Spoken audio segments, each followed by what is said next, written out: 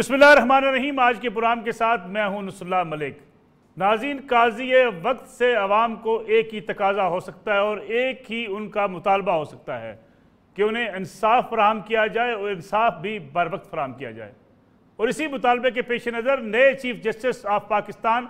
आसिफ सईद खोसा साहब ने वाज़ेह ऐलान कर दिया कि उन्हें जो काम करना है और जो सबसे अहम काम करना है और जो डैम बनाना है, वो डैम बनाना है पाकिस्तान में मुकदमात की ताख़ीर को ख़त्म करने का, जल्द इंसाफ की फराहमी और झूठे गवाहों का खात्मा और जाली शहादतों को ख़त्म करना उनकी अव्वलीन तरजीह होगी। यही वो अवाम का मुतालबा है जो गली कूचों में, बाज़ारों में, अदालतों में अपने हुक्मरानों से और अपने मुनसफ़ों से चाहती है कि अगर कहीं तनाज़ात मौजूद हों, अगर कहीं मुकदमात हों, अगर कहीं उनका हक़ मारा जा रहा हो तो उनको इंसाफ फराहम किया जाए। इंसाफ ताख़ीर के बगैर, क्योंकि इंसाफ जब ताख़ीर के साथ मिलता है तो ऐसे इंसाफ का कोई फ़ायदा नहीं होता। इसलिए उम्मीद की जा सकती है कि नए बनने वाले चीफ जस्टिस आसिफ सईद खोसा जो ट्रैक रिकॉर्ड कहता है, जो उनके बारे में वाज़ेह तौर पर कहा गया और जो ख़ुद भी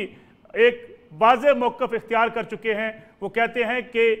मुकदमा ताख़ीर में होने की सिर्फ दो ही वजूहात हो सकती हैं। एक वजह या कि वकील मर जाए या खुदा न खास्ता जज इस दुनिया से रुखसत हो जाए। इसके अलावा कोई और वजह नहीं है कि मुकदमात में ताख़ीर हो। और इन मुकदमात को अगर बर वक्त निपटा दिया जाए तो तभी लोगों को सही अंदाज में इंसाफ मिल सकता है। साकिब निसार साहब चीफ जस्टिस पाकिस्तान रहे, रुखसत हुए, उनके ऊपर तनकीद भी की जा रही है, उनके कुछ मुस्बत पहलू भी तलाश करने की बातें की जा रही हैं। जो उनके हामी हैं वो ये समझते हैं कि उन्होंने एक बेहतरीन दौर गुजारा, अवामी मसाइल की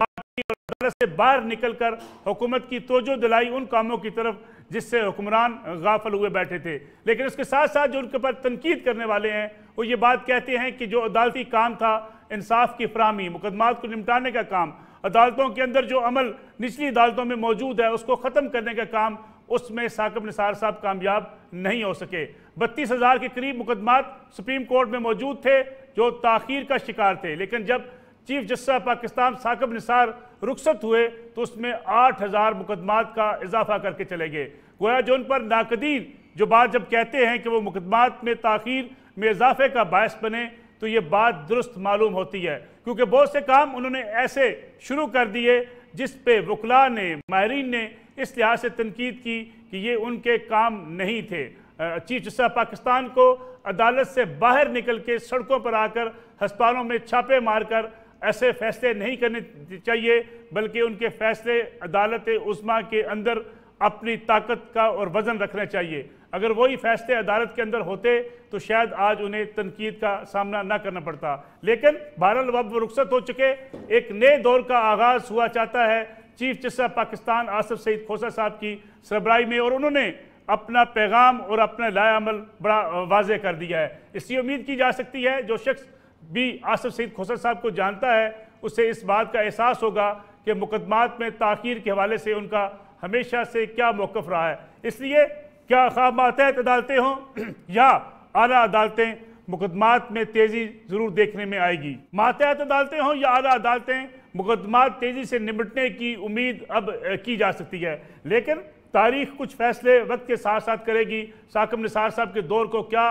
इफ्तिखार चौधरी साहब के दौर के साथ ही रख कर परखा जाएगा या उन्हें अलग अंदाज में भी देखा जाएगा, ये फैसला तारीख पर छोड़ते हैं। लेकिन आज के प्रोग्राम में हम इसका भी जायज़ा लेंगे कि साकिब निसार साहब का दौर कैसा रहा और नए चीफ जस्टिस पाकिस्तान ने जो अपने मंसूबे का, अपने डैम बनाने का ऐलान किया है वो कैसा होगा, इसका भी जायज़ा लेंगे। आज के प्रोग्राम में मेरे साथ मौजूद होंगे सीनियर कानूनदान और साबिक़ अटॉर्नी जनरल इरफान कादर साहब। इरफान कादर साहब, आपका बहुत शुक्रिया, आप प्रोग्राम में तशरीफ़ लाए। उनके साथ साथ मौजूद हैं इस वक्त हमारे साथ अली अहमद कुर्स साहब, सीनियर कानूनदान हैं, साबिक़ सदर हैं सुप्रीम कोर्ट ऑफ पाकिस्तान के, और उसके साथ साथ रशीद रज़ी साहब, साबिक़ सदर सुप्रीम कोर्ट बार एसोसिएशन के, वो भी हमारे साथ मौजूद हैं। और हमारे साथ लाहौर स्टूडियो में तशरीफ़ रखते हैं ज़फ़र इकबाल कनानौरी साहब, सीनियर कानूनदान हैं और साकिब निसार साहब के साथ बड़ा करीबी उनका वास्ता रहा अपने इस चीफ जस्टिस के ओहदे के दौरान।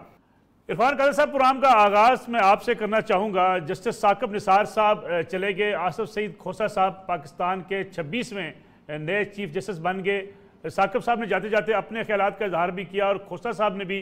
अपने लाए अमल का ऐलान भी कर दिया और पॉलिसी भी तकरीबन वाज़ेह कर दी कि वो किस अंदाज से आला अदलिया को चलाएंगे। आप कैसे कंपैरिजन करते हैं? इफ्तिखार चौधरी साहब जब रुखसत हुए थे اس کے بعد بھی بڑی تنقید کی گئی تھی اور یہ کہا گیا تھا کہ اب از خود نوٹس کا زمانہ بھی چلا گیا اور جو عدلیہ اتنی ایکٹیو تھی وہ بھی اب نہیں ہوگی، لیکن ثاقب نثار صاحب نے اسی تسلسل کو دوبارہ سے قائم کیا۔ اب آنے والی عدلیہ کو، عدالتی جو اس وقت قیادت ہے، اس کو اب کیسا دیکھ رہے ہیں؟ آصف کھوسہ صاحب نے جو تقریر کی تھی جس دن ثاقب صاحب کا ریفرنس تھا، تو اس دن انہوں نے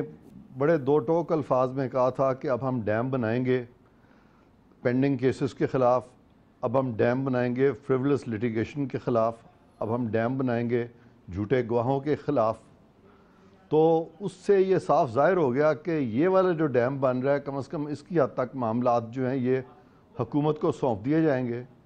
اور اشارہ دے دیا تھا کہ یہ معاملہ جو ہے، یہ کام جو ہے بڑے پولائٹلی اور بڑی فنیس کے ساتھ انہوں نے اس طرف اشارہ دے دیا تھا کہ ثاقب صاحب کا جو ایک ایجنڈا تھا جس طرف وہ چل پڑے تھے، غالباً کھوسہ صاحب جو ہیں وہ اس سے متفق نہیں ہیں، اور انہوں نے بہت ہی ٹیمپریٹ لینگویج میں اور بڑے شستہ طریقے سے اس طرف اپنی تقریر میں ذکر کر دیا تھا کہ آئندہ ان کا جو لائحہ عمل ہوگا، ان کا جو فوکس ہوگا وہ عدالتی نظام کو درست کرنا ہے، ڈیلیز کو جو ان کا سدباب ڈھونڈنا ہے کہ کسی طرح یہ ڈیلیز نہ ہوں۔ لیکن عرفان صاحب یہ ہوگا کیسے؟ یہ ممکن کیسے ہوگا جب ہم بات کرتے ہیں مقدمات کی؟ اگرچہ ثاقب نثار صاحب جب آئے 32,000 مقدمات زیر التوا تھے، 40,000 پہ چھوڑ کے گئے، 8,000 کا اضافہ کر کے گئے، لیکن ججز کی تعداد میں کمی، سٹاف کی کمی، پراسیکیوشن کے حوالے سے جو بہت سی ڈیلے ٹیکٹسز، پھر وکلاء کی طرف سے ٹیکٹس کے طریقے استعمال کرنا، یہ سب کچھ کی موجودگی میں ممکن کیسے ہو سکے گا مقدمات کو کوئکلی جو ہے اس کو نمٹا دینا؟ ہاں، یہ بڑا میمتھ ٹاسک ہوگا۔ ایک تو اس کی وجہ یہ ہے کہ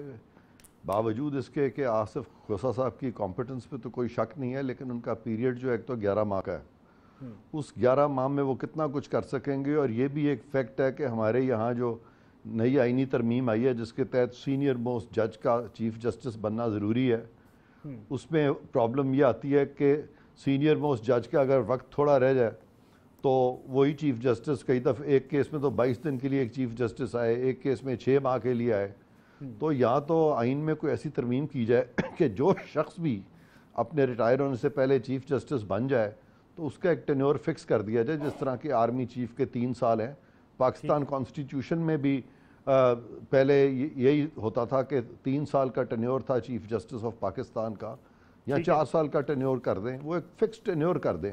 تاکہ چیف جسٹس اگر ایک پالیسی کو لے کے چلے ہیں تو پھر وہ، کیونکہ بہت سارا کام جو چیف جسٹس کا جو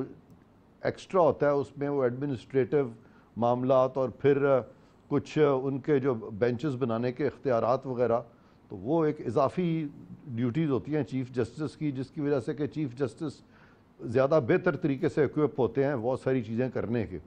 تو ان کے ایک تو ٹینیور کو، اس چیز کو دیکھا جائے کہ آیا یہ ٹینیور جو ہے اس کو فکس کیا جائے کہ نہ۔ دوسرا آپ نے فرمایا کہ یہ کیسے ممکن ہوگا۔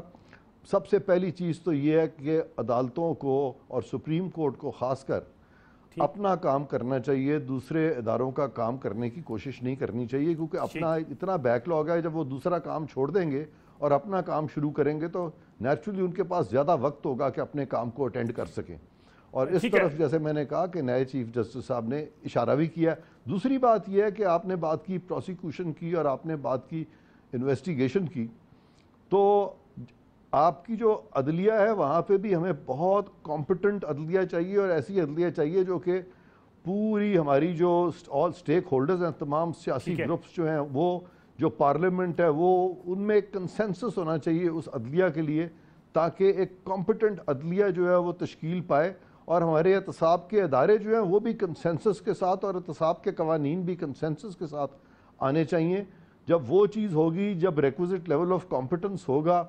تو پھر آٹومیٹکلی پروسیکیوشن جو ہے وہ بھی کمپیٹنٹ لوگوں پہ مشتمل ہوگی، اور انویسٹیگیشن والے بھی اس چیز کا خیال رکھیں گے کہ بھئی اوپر جو ٹاپ عدلیہ ہے بڑی کمپیٹنٹ ہے۔ لیکن جہاں امپریشن یہ ہو جائے کہ اوپر کمپیٹنس جو ہے اس کا فقدان ہے، تو اس سے لیٹیچیوڈ مل جاتا ہے پروسیکیوٹرز کو اور انویسٹیگیٹرز کو، اور اس میں پھر سارے کا سارا نظام سفر کرتا ہے۔ تو یہ تمام جو چیزیں ہیں یہ پارلیمنٹ میں قانون سازی کے ذریعے اگر انیشیٹ کی جائیں اور ساتھ ساتھ کورٹس جو ہیں وہ بھی اس ساری چیز کو اپنا کام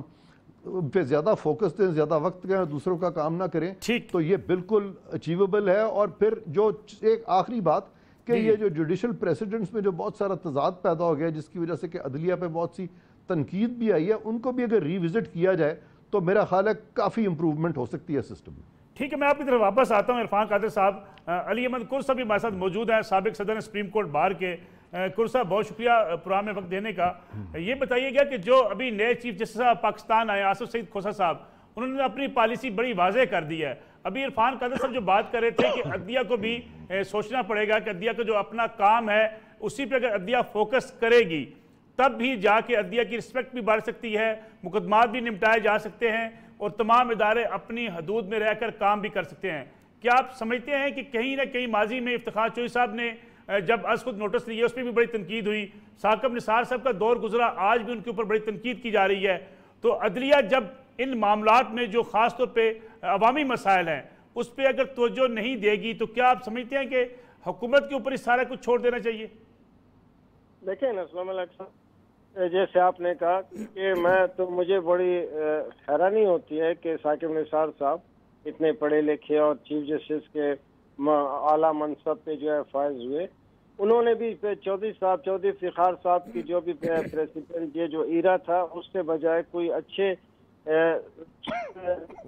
کے بجائے انہوں نے ٹریڈیشن کو جو ہے انہوں نے فالو کیا۔ نتیجہ یہ نکلا کہ ہمیشہ میں کہتا رہا ہوں کہ چودھری افتخار صاحب کو بھی سو موٹو ایکشن کے جب اس سے کچھ نہیں ملا، اسی طرح ثاقب نثار صاحب کو بھی کچھ نہیں ملا۔ اب جتنی بھی تنقید ہے اس وقت میں بہت احترام سے میں کہتا ہوں، ہم تو دیکھیں لائرز ہیں، ہمارا صبح شام عدالتوں سے کام ہے، میں بحیثیت ایک ذمہ دار کے میں یہ کہتا ہوں کہ اس وقت وکلا میں اور عدالتوں کے درمیان ایک بہت بڑی خلیج پیدا ہو گئی ہے، ریلیشنز میں ہمارے تعلقات میں ایک بہت بڑی دراڑ آ گئی ہے، اور اگر اس کو اگر میٹ آؤٹ نہیں کیا گیا، اگر اس معاملے کو سمجھا نہیں گیا تو میں سمجھتا ہوں کہ ایک بگاڑ پیدا ہو سکتا ہے۔ قرۃ صاحب، دراڑ کی وجہ کیا، آپ بنیادی وجہ کیا قرار دیتے ہیں، کیا وجہ ہے؟ دیکھیں میں یہ عرض کر رہا تھا، آصف سعید کھوسہ صاحب آئے، انہوں نے اپنی پہلی اسپیچ میں باقی تمام قرضوں کا ذکر تو کیا، اصل جو قرضہ ہے جس کو ہم سمجھتے ہیں وہ یہ ہے کہ وکلا کو پیشنٹ ہیئرنگ نہیں دیا جاتا، اصل بات یہ ہے۔ اور آصف سعید کھوسہ صاحب کے بارے میں تو یہ بات ہے، میں نے کہا پہلے بھی، میں نے کہا، میں آج پھر دہرا رہا ہوں آپ کے اس پروگرام سے کہ آصف سعید کھوسہ صاحب کہتے ہیں یا تو وکیل مر جائے یا جج اللہ تعالیٰ کو پیارا، یعنی بڑا اہم وہ بات کہتے ہیں کہ مقدمہ ڈیلے ہونے کی ایک ہی صورت ہو سکتی ہے، یا وکیل مر جائے یا جج اللہ کو پیارا ہو جائے۔ نہیں اسلام علیکم صاحب، دیکھیں جب ایک معاملہ نیچے کی عدالتوں سے 3-4 عدالتوں سے گزر کے جب سپریم کورٹ میں آتا ہے، لوگ جو بھی ہے جس لحاظ سے اپنے بچوں کے زیورات بیچ کے وکلا کو سزا دیتے اور فیس دیتے ہیں، اس کے باوجود اگر سپریم کورٹ میں کوئی سنوائی نہ ہو، آپ کو حیرانی ہوگی کہ ثاقب نثار صاحب کسی بھی میٹر میں 2 منٹ سے زیادہ کبھی انہوں نے کسی وکیل کو نہیں سنا، تو یہ تو غلط طریقہ ہے۔ تو اسی لیے میں آصف سعید کھوسہ صاحب، میں سمجھتا ہوں کہ جو بھی ان کو چیلنجز ہیں ان کو میٹ آؤٹ کریں گے، مگر ان کو ہر حالت میں پیشنٹ ہیئرنگ دینی پڑے گی، ہر حالت میں۔ اور یہ کوئی بات نہیں ہے کہ آپ کسی کو ایڈجسٹمنٹ نہیں دیتے ہیں، 1 یا 2 ایڈجسٹمنٹ سے جو ہے کوئی فرق نہیں پڑتا، اور اگر آپ ہریڈلی اگر کسی بھی میٹر کو لیں گے اور جتنی بھی تیزی سے معاملات کو آپ نپٹائیں گے تو اس میں یہ امکان اپنی جگہ موجود ہوگا کہ اس میں کہیں نہ کہیں بے انصافی ہوئی ہے۔ تو میں یہ سمجھتا ہوں کہ ہر حالت میں ہماری عدلیہ کو جو کہ اس کے اوپر بڑی تنقید ہوئی ہے، سب سے بڑا جو میں سمجھتا ہوں کہ تنقید کا ایک بہت بڑا قرضہ ہے جو ثاقب آصف سعید کھوسہ صاحب نے اس کو نکالنا ہے، اس قرضے سے اپنے آپ کو اور عدلیہ کو نکالنا ہے۔ اور پہلے ہمیشہ یہ ہوتا رہا ہے کہ صرف چیف جسٹس ہی اور ان کے جتنے 2-4 قریب کے جج صاحبان تھے انہی کا نام سپریم کورٹ تھا، ویسے نہیں ہونا چاہیے۔ کورٹ روم نمبر 1 ہی جو ہے سپریم کورٹ نہیں ہے، باقی بھی جج صاحبان ہیں۔ اور میں یہ سمجھتا ہوں کہ میرے نزدیک ایک بہت بڑا چیلنج اس وقت ہمارے عدالت عظمیٰ کے سامنے ہے، اور ہم سب کی دعائیں، ہم وکلا تو ہمیشہ عدالتوں کو کوآپریٹ کرتے ہیں اور اسسٹ کرتے ہیں، مگر اگر بار اور عدالتوں کے درمیان اگر ہماری جو ایک ریلیشن شپ ہے اس کو اگر صحیح طریقے سے نہیں دیکھا جائے گا تو میں سمجھتا ہوں کہ اس میں نقصان ہو سکتا ہے۔ ٹھیک ہے قرص صاحب، میں آتا ہوں آپ کی طرف واپس۔ ظفر اقبال قلندروی صاحب، آپ بہت قریب بھی رہے ثاقب نثار صاحب کے ساتھ، اسسٹ بھی کیا بہت سارے مقدمات میں بھی، اور مشاورت رہی آپ کی بھی شامل حال۔ جو ایک تنقید کا سامنا آج کرنا پڑ رہا ہے ثاقب نثار صاحب کو کہ انہوں نے اپنا کام ادھورا رکھا لیکن دوسروں کے کام کی طرف توجہ ان کی زیادہ رہی، کیا آپ سمجھتے ہیں کہ یہی وجہ بنی ہے تنقید کی، کہ یا واقعی ان کو یہ کام کرنا چاہیے تھا جو انہوں نے کیا، ڈیم بنانے کی بات کی، چھاپے مارے ہسپتالوں کے اوپر جا کے، یہ ہونا چاہیے تھا؟ سر میں معذرت کے ساتھ آپ سے اختلاف کروں گا۔ آپ جو کہہ رہے ہیں تنقید، میرا خیال ہے کہ اپریسیشن اس سے بہت زیادہ ہے۔ اس کی واضح مثال یہ ہے کہ جو ان کا ریفرنس ہوا ہے، آپ سپریم کورٹ بار کے جو صدر ہیں، آپ ان کی تقریر دیکھ لیں، جو ہمارا ریپریزنٹیو باڈی ہے، انہوں نے بہت تعریف کی ہے۔ اور میں بلا خوف تردید یہ بات آپ کو کہتا ہوں کہ اصل جو لوگ ہیں وہ پاکستان کے عوام ہیں، who suffering the pangs of the system right now. Pakistan میں موسٹ پاپولر آدمی جو ہے میاں ثاقب نثار صاحب ہیں۔ یہ میں آپ کو جواب دیتا ہوں، دیکھیں ابھی عرفان قادر صاحب کی ایک بات میں اس میں شامل کر دوں، جس دن وہ گئے اس دن جو ٹاپ ٹرینڈ تھے سوشل میڈیا پہ، ان میں ثاقب نثار صاحب کے خلاف ٹاپ ٹرینڈ چل رہے تھے۔ نہیں جی، میں تو خود 5 پروگراموں میں گیا ہوں، میں نے تو اپریسیشن دیکھی ہے جی، میں خود پروگراموں میں گیا ہوں، اور یہ باتیں میں نے کچھ آنکھوں سے دیکھی ہیں۔ آپ نے صحیح طور پہ ذکر کیا، میں نے ان کے ساتھ کورٹ کے اندر، کورٹ کے باہر، یہ جو آپ ذکر کرتے ہیں ہاسپٹلز میں گئے یا جیل میں گئے یا کسی فیکٹری میں گئے، ایون ملک سے باہر فنڈ ریزنگ کے لیے گئے، اتوار ہوئی ہے یا کوئی عید شبرات پہ بھی وہ کام کرتے رہے، تو میں نے تو ہر وقت ان کے ساتھ کام کیا، اس لیے میں نے آنکھوں سے یہ دیکھی ہیں یہ ساری چیزیں۔ سر ضرورت کیوں پیش آتی ہے؟ ادارے اپنا کام نہیں کر رہے، سب لوگ اپنا اپنا کام کریں۔ پارلیمنٹ کا کام ہے قانون سازی، عرفان قادر صاحب نے درست فرمایا، قانون سازی کریں۔ بلکہ ابھی ریسنٹلی سپریم کورٹ نے ایک کمیٹی فارمولیٹ کی تھی، اور وہ لا منسٹر صاحب فروغ نسیم صاحب کے پاس میں اور پیر کلیم خورشید صاحب تشریف لے گئے تھے۔ 32 ایسے لا ہیں جس کے اندر ہمیں امینڈمنٹس ان کو پرپوز کیے ہیں، بنا کر دیے ہیں، اور نئے لاز بنانے کے لیے کہا ہے، اور لا منسٹر آن ریکارڈ ہیں، وہ کہہ رہے ہیں کہ جی یہ نظام ہم لائیں گے۔ مجھے پکا یقین اگر وہ سسٹم آ گیا تو 6 مہینے کے اندر جو ہے سول مقدمہ جو ہے ہو جائے گا، لیکن یہ سب لوگ تو آپس میں لڑتے رہتے ہیں۔ اب ہر ایک کا جو کام ہے، اگر وہ ثاقب نثار صاحب نے کچھ اور نہیں کیا، انہوں نے کہا کہ اپنا اپنا کام کرو۔ اب میں آپ کو موٹی موٹی باتیں بتاتا ہوں جو وہ کر چکے۔ دیکھیے انہوں نے 7,500 مقدمہ بینچ نمبر 1 پہ آرڈنری لوگوں کا نپٹایا ہے، 1,24,000 ہیومن رائٹس کے کیسز جو ہیں نپٹائے ہیں۔ انہوں نے ہیلتھ سیکٹر کے اندر، ایجوکیشن سیکٹر کے اندر، دیکھیں جعلی دودھ مل رہا تھا، یہاں پہ پانی جو ہے لوگوں کو لوٹا جا رہا تھا، اس کے اوپر کام کیا۔ اسکولوں کی فی کا مسئلہ ہے، نارکوٹکس جو اسکولوں کے اندر ملتے ہیں ان کے بارے میں کام کیا۔ آپ یہ دیکھیں کہ آج ہاسپٹلز کے اندر جو چارجز ہیں وہ کتنے کم ہو چکے ہیں، کتنے لوگوں کا علاج۔ مجھے تو وہ لوگ بھی یاد آتے ہیں، ایک خاتون جو بیچاری قوت گوئی سے محروم ہے، وہ آ کے جب سن سکتی ہے اور بول سکتی ہے تو وہ ثاقب نثار صاحب کو ہاتھ اٹھا کر دعائیں دیتی ہے۔ میں اس یتیم بچوں کی ماں عورت کو دیکھتا ہوں جو خود بھی بیوہ ہے، جس کا 1,40,00,000 روپیہ ہمارے خزانے سرکار سے لوگ لوٹ کے لے گئے۔ میں ان پینشنر حضرات کو دیکھتا ہوں، میں آپ کے ورکنگ جرنلسٹ کو دیکھتا ہوں، میں جاتا رہا ہوں ان کے ساتھ، یہ جو کیمرہ والے جو سڑک کے اوپر کھڑے ان کے حق میں نعرے مانتے ہیں، ان کی وہ آواز بن گئے۔ تو یہ ویکیوم کہیں نہیں رہتا، اپنا اپنا کام کریں۔ ہاں کھوسا صاحب کے لیے کچھ ایسے ٹاسک ہیں، ہمیں بڑی امید ہے آپ ان کی تقریر کو غلط انٹرپریٹ کر رہے ہیں۔ میں سمجھتا ہوں وہ از خود نوٹسز جو ہیں، پہلی تو بات یہ کہ ٹوٹل از خود نوٹسز جو ثاقب نثار صاحب نے لیے ان کی تعداد صرف 76 ہے۔ یہ باقی جو کیسز ہیں نا اوریجنل جورسڈکشن کے، ہیومن رائٹس، وومن رائٹس، اور لوگ ان کو بھی از خود نوٹس لے لیتے ہیں، تو ان میں سے وہ بیشتر اب نپٹا کے گئے ہیں۔ اور اس سے پہلے بھی زلہ صاحب نے یہ اسٹوڈنٹ کا کیس کیا، برک کلنز کا کیس کیا، بڑے بڑے ڈیسنٹ مقدمات جو ہیں افتخار چودھری صاحب نے بھی کیا۔ جوڈیشل ریسٹرینٹ کا بھی ایک پرنسپل ہے، بیلنس ہونا چاہیے، لیکن افتخار چودھری صاحب کے بعد والی جو سپریم کورٹ تھی وہ تو ایسے لگتا تھا مر گئی ہے۔ آپ پٹرول جتنا مرضی مہنگا کر دیں، لوگوں کے اوپر جتنا مرضی قرام لیں، تو کسی نے تو سننی ہے۔ کوسا صاحب نے اگلے دنوں میں ایک بات کی ہے، سی پیک کی کانفرنس ہوئی، اس کا یہ کمنے کیا ہے، وہ کہتے ہیں کہ جی 3 ٹیئرز جو ہے نا ان پر جا کے سارا کام ہو جانا چاہیے۔ اگر لوور کورٹس کام کر رہی ہیں اور ہائی کورٹ تک ہو جائے تو امریکہ کے اندر سپریم کورٹ خالی پڑی ہے، انڈیا میں خالی پڑی ہے، تو باقی لوگ کام نہیں کرتے، تو اب ویکیوم میں جب ایک بندہ کام کرے گا باقی لوگ کام نہیں کرتے، تو یہ تنقید بجا ہے۔ لاز میں بھی امینڈمنٹس ہونی چاہیے اور سب کو کام کرنا چاہیے، تو چیزیں بہتر ہو جائیں گی۔ ٹھیک ہے صاحب، مجھے ایک بریک لینی ہے، بریک سے واپس آئیں گے۔ جو چیزیں آپ نے رکھی کہ انسانی حقوق کے کیسز، باقی کیسز، از خود نوٹس کے ساتھ ان کو مکس کر کے نہیں دیکھا جانا چاہیے. یہ سوالات رکھتے ہیں عرفان قادر صاحب کے سامنے بھی اور اپنے دیگر پینلسٹ کے سامنے بھی کہ آخر اگر فیسوں کا اضافے کا معاملہ ہو, اگر عوام کو ادویات جعلی مل رہی ہوں, تو کیا پھر سپریم کورٹ کو بھی خاموش رہنا چاہیے یا سپریم کورٹ نے جو کچھ کیا وہ درست اقدام تھا؟ اس پہ بات کرتے ہیں آفٹر شارٹ بریک. پروگرام میں ایک بار پھر خوش آمدید. عرفان قادر صاحب, جو کلانوری صاحب نے بات کی کہ 1,24,000 مقدمات انسانی حقوق کے, لیکن صرف 67 از خود نوٹس, اور جب انسانی حقوق کے مقدمات آئیں گے تو کیا چیف جسٹس پاکستان کو اپنا کردار ادا نہیں کرنا چاہیے؟ اور پھر یہ کہ ایک سال میں اگر اتنے مقدمات نمٹ جائیں تو یہ تو لوگوں کے لیے آسانی کا باعث بنتے ہیں. یہ کلانوری صاحب جو فرما رہے ہیں بالکل ان کا یہ پرسیپشن ہے, اور ان کے سامنے ضرور ایسے کیسز آئے ہوں گے جہاں پہ کہ بہت سارے لوگوں کی پرابلمز کو بھی انہوں نے چیف جسٹس صاحب نے ایڈریس کیا ہوگا, اور ہوئی بھی ہیں پرابلمز ایڈریس بہت سارے لوگوں کی. فار ایگزامپل اسکولوں کے معاملے میں جو انہوں نے آرڈر کر دیا تھا کہ ان کی فیسیں جو ہیں وہ کم کر دی جائیں, اور وہ فیسیں کم ہو اس کے اوپر امپلیمنٹ کرنے کی انہوں نے کافی کوشش بھی کی تھی. اب کب تک وہ رہے گا, لیکن انہوں نے بالکل فیسیں کم کی تھیں, جو کہ بہت سارے پیرنٹس جو افورڈ نہیں کرتے تھے اس بات پہ بہت خوش تھے. لیکن بات یہ ہے کہ جہاں انہوں نے اسکولوں کو ریگولیٹ کیا, وہاں فیسوں کو ریگولیٹ کیا, ان کو کم کرنے کی کوشش کی, وہاں پہ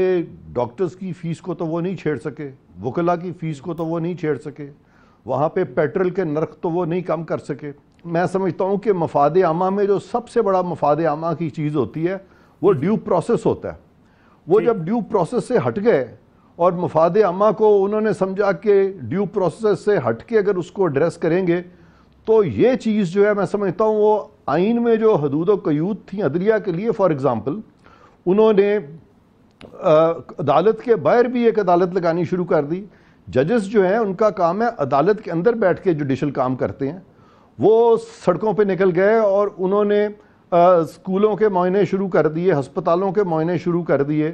انہوں نے دوسرے اداروں کے معائنے شروع کر دیے, اور پرائیویٹ اور پبلک انٹرپرائزز میں جا کے تو ان کے معاملوں کو بھی ریگولیٹ کرنے کی کوشش کی. تو یہ تمام چیزیں جو ہیں یہ ان کے کوڈ آف کانڈکٹ کے مطابق جوڈیشل ورک میں نہیں آتی, اور وہ یہ نہیں کر سکتے تھے. اور وہ ان اے وے وہ جو آئین میں لکھا ہے کلاس 2 آف آرٹیکل 175 میں کہ no court shall have jurisdiction which is not conferred on it by the constitution and the law, یعنی کہ کسی عدالت کو کوئی اختیار ایسا حاصل نہیں ہوگا جو کہ اس کو آئین یا قانون نے تفویض نہ کیا ہو. جسٹس افتخار چودھری صاحب نے جس جوڈیشل ایکٹیویزم کا ابتدا کی تھی, انہوں نے اس کی انتہا بھی کر دی اور جوڈیشل ایکٹیویزم سے نکل کے جوڈیشل اوور ریچ کا اور شدید جوڈیشل اوور ریچ کا شکار ہوئے. اور غالباً اسی وجہ سے جو موجودہ چیف جسٹس ہیں ان کو یہ کہنا پڑا کہ اب ڈیم ہم اور طرح کے بنائیں گے, اور وہ ہم انصاف کے رستے میں جو رکاوٹیں ہیں ان کے خلاف ڈیم بنائیں گے. ٹھیک ہے. رشید رضوی صاحب, سابق صدر سپریم کورٹ بار ایسوسیشن کے سینئر قانون دان. رشید رضوی صاحب, یہی سوال میں آپ کے سامنے رکھنا چاہوں گا کہ تنقید بھی ہوگی ثاقب نثار صاحب کے اس مدت کے اوپر کہ جس دورانیے کے دوران انہوں نے جو کچھ کیا, جس انداز سے انہوں نے اپنے عہدے پر ہوتے ہوئے اپنے اختیارات کا بھی استعمال کیا. بعض لوگوں کی رائے ہے کہ ان کو نہیں کرنا چاہیے تھا, سڑکوں پہ چیف جسٹس پاکستان کو نہیں جانا چاہیے تھا, چھاپے نہیں مارنے چاہیے تھے, عدالت کے اندر رہ کے عدلیہ کو اپنے فیصلے کرنے چاہیے تھے. آپ سمجھتے ہیں کہ کیا عدلیہ نے بھی اور چیف جسٹس پاکستان نے ثاقب نثار صاحب نے بھی اپنے اختیارات سے تجاوز کیا باہر نکل کے؟ ایک بات تو یہ آتی ہے کہ وہ شام کو 4 بجے تک کیس چلاتے تھے, ان کے پاس 18 سے 20 کبھی 22 جو ہے وہ ریگولر بورڈ میں کیسز بھی لگے ہوتے تھے, جس میں لیو ٹو اپیل اور پھر اپیلیں لگی بھی ہوتی تھی, ریویو پٹیشنیں ہوتی تھی. وہ مشکل سے 1 گھنٹے سوا گھنٹے میں فارغ کر دیتے تھے, اور پھر سارا دن جو ہے یا تو ہیومن رائٹ کیسز چلتے تھے یا سو موٹو کیسز چلتے تھے, یا کانسٹیٹیوشن پٹیشن 184(3) کی لوگ جو فائل کرتے ہیں وہ چلتی تھی. تو لوگوں کو یہ گریوانس ہے اور حق بجانی پہ میں سمجھتا ہوں, میں ان کے ساتھ کھڑا ہوں جب وہ یہ کہتے ہیں کہ انہوں نے پروفیشنل, میں تو یہاں تک کہتا ہوں کہ ہم سے اس ایکٹیویٹیز کی وجہ سے, اس ایکٹیویزم کی وجہ سے ایک بہت اچھا جج ہم سے چھین لیا گیا. میں ہمیشہ کہتا ہوں کہ جی ثاقب نثار صاحب سول سائڈ اور کانسٹیٹیوشنل سائڈ کے بڑے اچھے پائے کے وکیل بھی رہے ہیں اور جج بھی رہے ہیں، لیکن انہوں نے یہ جو 1 گھنٹہ جو مقرر کر دیا تھا ریگولر بورڈ کے لیے اور باقی 4-6 گھنٹے جو ہے وہ HRC اور CP کے لیے، اس نے میں سمجھتا ہوں ان کو ڈیویٹ کیا ہے وہاں سے، جسے کہتے ہیں نا اپنے کانسٹیٹیوشنل جوریسڈکشن سے، اور اس پر لوگوں کا اعتراض حق بجانب ہے۔ پھر اب دیکھیں انڈیا میں بھی اس کا زیادہ رواج ہے، وہاں پر آپ دیکھ لیں تاج محل کو انڈین سپریم کورٹ نے سیو کیا پالوشن سے، وہاں جا کے چیف جسٹس جھاڑو لے کے نہیں کھڑے ہو گئے تھے، انہوں نے ڈائریکشنز دی، کمیٹیاں بنائی، سپروائز وہ کرواتے رہے۔ یہاں پہ تو وہ خود جا کے دیکھ رہے ہیں دودھ کیسا بنا ہوا، یہ جیل اس میں شہد ہے، یہ اب کیا چیزیں ہیں، تو یہ ڈگنیٹی کے خلاف تھا، ان کو اس میں تو لمیٹڈ رہنا چاہیے تھا۔ ٹھیک ہے، کلن نوری صاحب جو بات کی ابھی رشید رضوی صاحب نے کہ وہ ڈائریکشن دے سکتے تھے، کمیٹی بنا سکتے تھے، اور ایگزیکٹو کا کام ہے معاملات کو سیٹل کرنا، ٹھیک کرنا، حکومت چلانا بھی یقینی بات عدلیہ کا کام نہیں ہے، عدلیہ ڈائریکشن بھی دے سکتی ہے، خود جانے کے بجائے ان کو کیا ڈائریکشن نہیں دینی چاہیے تھی؟ اور عرفان قادر صاحب نے بھی بڑی ایک اہم بات کی، اس کا بھی میں جواب آپ سے چاہوں گا کہ اگر 1-2 کیسز اگر عورتوں کے انہوں نے ٹیک اپ کر لیے تو لاکھوں جو اس ملک کے اندر باقی خواتین ہیں وہ تو محروم رہ گی پھر۔ جی میں دونوں باتوں کا جواب یہ دیتا ہوں، تو ایک تو میرا یہ خیال ہے کہ 184(3) کے پیرامیٹرز بن جانے چاہیے، ایک فل کورٹ بیٹھنے والی ہے، اور میں نئے چیف جسٹس صاحب سے یہ ایکسپیکٹ کرتا ہوں کہ ہم نے خود ان کو بنا کر بھی دیے رولز کے پیرامیٹر ضرور ہونے چاہیے۔ میرا یہ خیال ہے کہ ایک رائٹ آف اپیل تو ضرور ہونا چاہیے، کیونکہ جو ریویو ہے نا، چانسز آر دیٹ آف اے سنو بال ان ہیل، تو ایک right of appeal intra court appeal بھی دے دیں اور پیرامیٹرز بنے، یہ تو میرا خیال ہے، یہ ہونا چاہیے، ان کو کرنا چاہیے، اور نئے چیف جسٹس صاحب مجھے امید ہے بہت جلدی یہ کریں گے۔ جہاں تک دوسری بات کا تعلق ہے، آدھی دنیا انکوزیٹریل سسٹم پہ چل رہی ہے، جہاں پہ جج جو ہے وہ خود جا کے انکوائری کرتا ہے، اور وہ بڑا کامیاب وہ بھی نظام ہے۔ یہ جو دھات کے زمانے کا قانون ہے نا جی، آپ میرے سے پوچھیں کوئی 10,000 مقدمے میں بھی لڑ چکا ہوں، مجھے تو لگتا ہے کالے کوٹ کی جیب میں ہم پیسے ڈال رہے ہیں، انصاف تو بہت دور کی کوڑی ہے، پاکستان کے اندر بہت ڈیلیڈ انصاف ہے، اس میں اب انوویشن کی کوئی ضرورت ہے۔ اب چیف جسٹس صاحب نے یہی سوال اٹھایا، کیا وکلاء کی اتنی بھاری فیسیں وہ کم کر سکے؟ وہ کرنی چاہیے سر، دیکھیے سر وہ بشری تقاضے ہوتے ہیں، وہ نعوذ باللہ کوئی پیغمبر تو نہیں تھے، انسان سے غلطیاں ہوتی ہیں، وہ کہتے ہیں جی ہم سہل طلب کون سے فرحات تھے، لیکن اب شہر میں تیرے کوئی ہمسا بھی کہاں ہے۔ بات یہ ہے کہ انہوں نے باہر نکل کے ایک اننگز کھیلی ہے، اس کا یہ نتیجہ ہوا کہ چیزیں سینسٹائز ہوئی ہیں۔ اب یہ دیکھیں کہ آپ ڈیم کی بات کر رہے ہیں، لوگوں کا یہ خیال ہے جی ڈیم نہیں، یہ ڈیم اس ملک کے اندر اب بننا ہے کیونکہ لوگ سینسٹائز ہو گئے۔ سر مجھے ایک اور بریک لینی ہے، بریک سے واپس آئیں گے تو اس پہ بھی بات کریں گے کہ دور تو ان کا گزر چکا، تاریخ لکھی جا رہی ہے، اور تاریخ افتخار چوہدری صاحب کی بھی لکھی گئی تھی، لیکن ہم نے دیکھا کہ افتخار چوہدری صاحب جب موجود تھے بڑی تعریفوں کے پل باندھے گئے، لیکن اس کے بعد جتنی تنقید کا سامنا انہیں کرنا پڑا شاید عدالتی تاریخ میں بہت کم ججز کو کرنا پڑا ہے۔ اس پہ بات کرتے ہیں آفٹر شارٹ بریک۔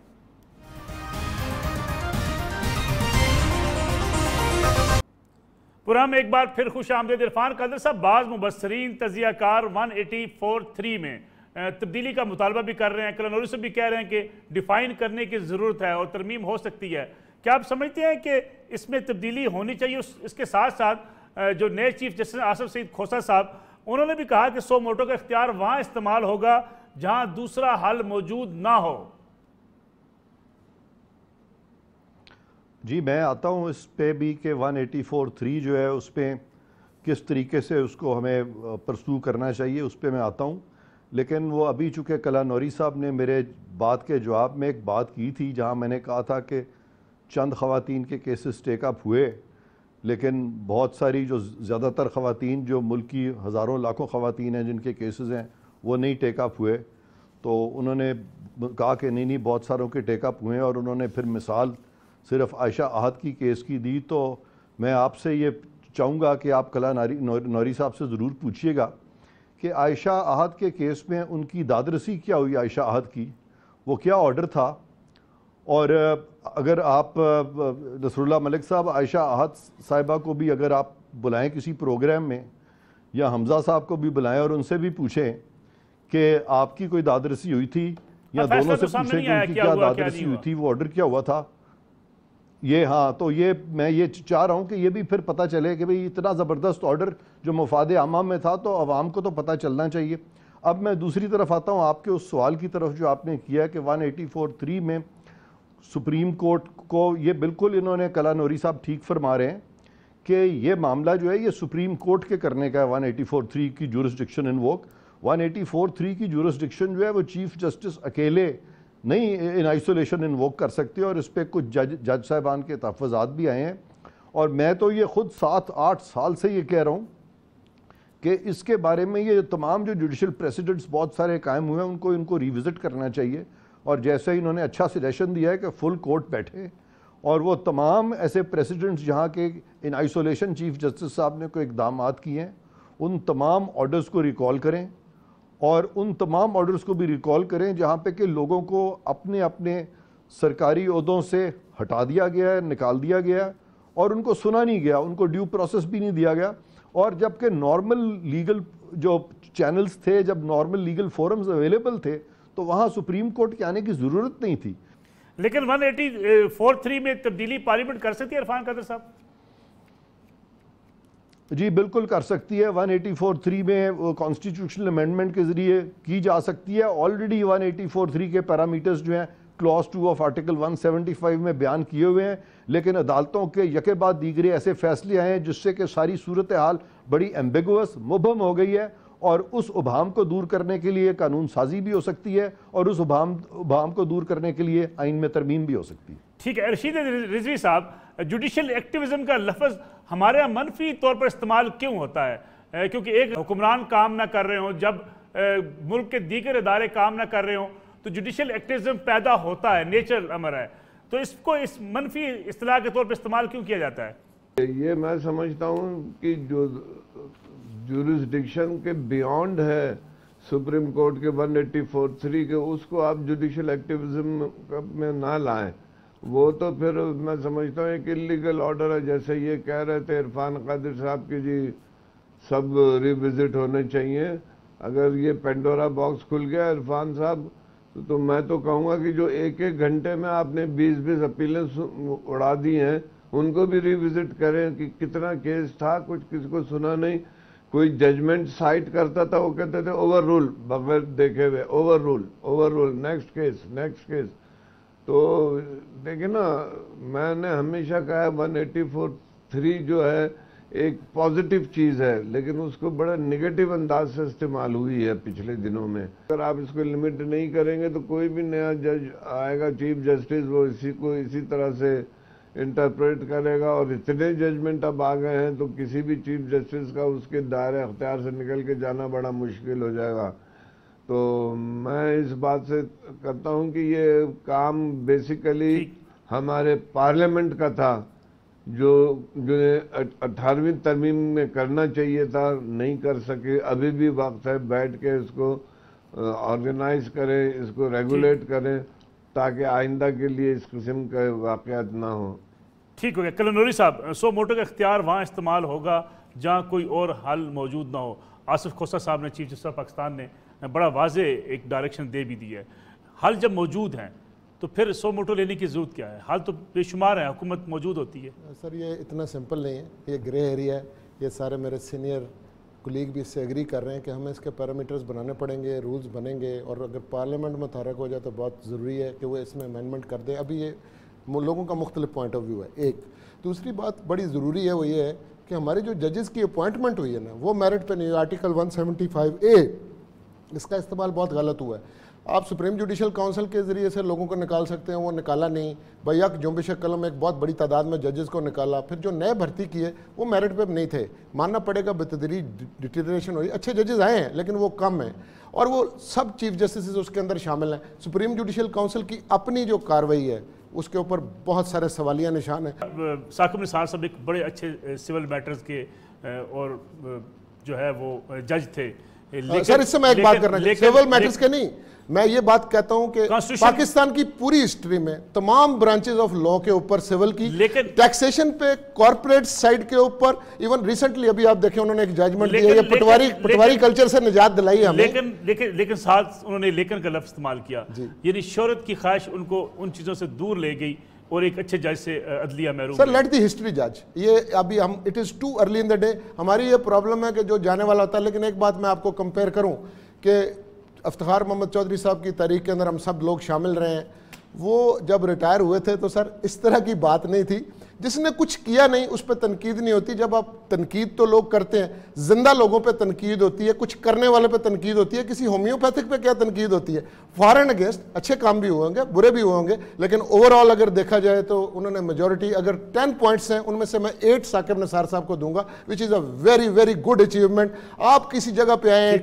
کئی گئے، you should make your presence felt and this man has made his presence felt. Kiran Noor صاحب تھینک یو ویری مچ، آپ نے وقت دیا، ہمارے ساتھ موجود تھے عرفان قادر صاحب، آپ کا بہت شکریہ، رشید رضوی صاحب اور علی احمد کرد صاحب آپ نے ہمیں جوائن کیا تھا، آپ کا بہت شکریہ۔ ناظرین یہ آج کا پروگرام تھا، عدلیہ اب ایک نئے موڑ میں داخل ہو چکی ہے، اور نیا موڑ کیا ہے جو آصف سعید کھوسہ صاحب نے بڑے واضح انداز میں بیان کر دیا کہ انہیں ڈیم تعمیر کرنا ہے ان چیزوں کے خلاف، مقدمات کے ڈیلے کے خلاف، جعلی شہادتوں، جھوٹی گواہیوں کے خلاف، اور میرے خیال میں یہ سب سے بڑا مسئلہ اس وقت ہماری عدالتوں کے اندر یہی ہے، لوگ انصاف مانگنے کے لیے کہاں جائیں گے؟ عدالتوں کے پاس، اور عدالتیں اگر بر وقت انصاف نہیں دیں گی تو پھر ایسے انصاف کا کوئی فائدہ نہیں ہوتا۔ آصف سعید کھوسہ صاحب کا عزم اور ان کی ڈائریکشن میرے خیال میں اب عدلیہ کی نئی تاریخ کو بالکل واضح کر رہی ہے۔ یہ آج کا پروگرام تھا، نصرہ ملک کو اجازت دیجیے، اللہ حافظ۔